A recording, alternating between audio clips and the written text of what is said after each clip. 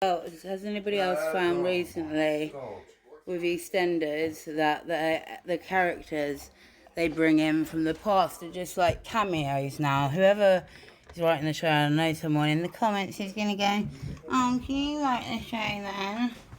And also when you tell someone you're like a writer, and they're like, "What are you writing about?"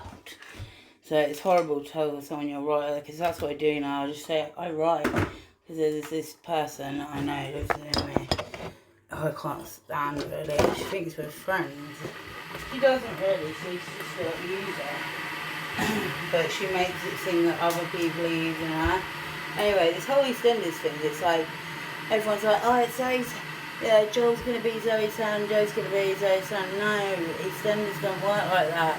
It'll be like, yeah, the anticipation up to it will be, yeah, it's Zoe's kid for sure. It's 100% Zoe's. But if you're an avid EastEnders watcher, fan, whatever, then you know there's going to be a little bit of a twist, isn't there? And it'll be that person who arrives, if they get out, a heel hits the floor, or out of a cab, keep the change, one of them. You know, it's so planned, and anything can happen in Soapland, and I can hear that my chanting in the background still going on, so that's what I really should be doing. I hope you all had a good new moon and made yourself some moon water and things like that. But yeah, apart from that, I'm not too sure. I think of this writing nowadays. It's like I've gone back to. Sometimes I go back to, but I have to watch it on tablet. But because I've got a TV in my room now, that actually works. It's actually on. If I went on my tablet, all I'd have to do is go to Daily Motion. I could watch all the 90s episodes, and they're so good. So good. You even get, like, Giles' dad from EastEnders is in it. Like, and how big the night cafe used to be in the 90s. Like, you know what? It's so sad. It's like well, as a young person, you have a young brain, obviously, and that brain's amazing because it makes you think the world's amazing, I think. And you go through that phase, and I feel like my whole life I've been searching for that over and over again, and I've got to just accept that I can't find it, and that's how it is. But what does anyone else think regarding that storyline? And I think it's more common than we think as well that a sister is a parent of a younger child, and as a younger child myself, who doesn't look like any of my family members and doesn't really feel like it, and I feel more like aunties and uncles really at this stage. It's like, where do I come from really? My mum hurt me so badly when I lived with her. I just had a flashback of it, and she won't see this hopefully. um it's like we were talking about how the internet what knows what you're watching, because adverts will come up of what you've brought and stuff like that. But not even just that. It's like I said, I went in to the pharmacy and I kept seeing Pepto-Bismol, and it's just in my brain, and then it comes up as an advert, and I've never used that. Never. I just got stuck. Like sometimes words of, don't know if it's my autism, BPD, what, I don't know, ADHD, I don't know.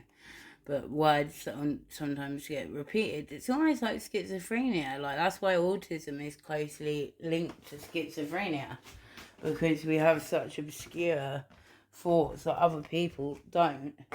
And anyway, she said, I've had things come up of having a child who's an addict, and I've never looked that up. I was like thinking, thank you, mother, after 11 years of me going through this hell that I didn't have to, or you kicked me out of your house, to then not even looking into my illness and stuff and try. Anyway, that's just my mother. But yeah, EastEnders. If you go to the 90s, it's like the nightcap. It's so funny. That's a bit to me. It's not funny. It was just so good, and times of difference, I guess. you have to go along with the times, but what is there to go with now? Sorry if it's bleak for me to say that.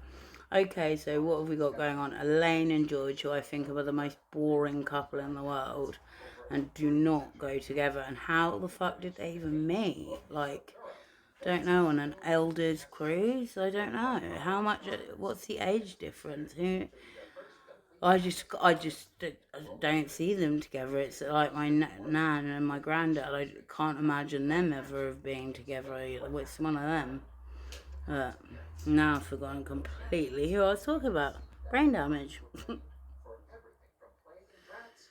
Oh,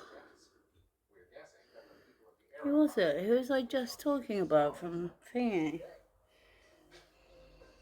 It's sad, really, isn't it? Because I feel like you guys are like, I'm talking to someone like I've got a friend. It's like, it's exactly how I feel when I listen to my podcast that I have to listen to. Exactly the same sort of feeling, but except they're the ones that make me laugh and just being funny and down to earth and bubbly. Yeah, and I recommend them, Troy and Kelly Beyond the Blinds. Yeah, Kelly Williams and Troy McKeady. And it's on Patreon. But yeah, just definitely give it a go. Tell me what you think about these certain EastEnders storylines, characters, etc. What else? Anything. Because I'm finding it very weird these days. I think for any millennial, like, their world's been blown up a bit anyway.